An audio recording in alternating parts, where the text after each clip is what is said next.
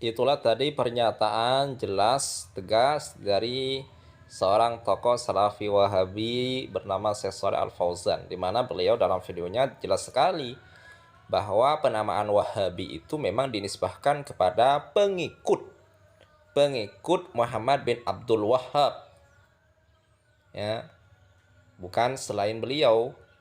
Penamaan Wahabi adalah gelaran, julukan, penamaan yang memang disematkan kepada pengikut Muhammad bin Abdul Wahhab. Bahkan beliau mengatakan bahwa penamaan Wahabi ini fakhrun lana, kata beliau, kebanggaan. Jadi kalau ada Salafi Wahabi yang berada di Indonesia kemudian tidak nerima dengan penamaan tersebut, nah ini jelas bertentangan. Wong pusatnya saja, Salafi Wahabi pusat saja berbangga-bangga dengan gelaran tersebut.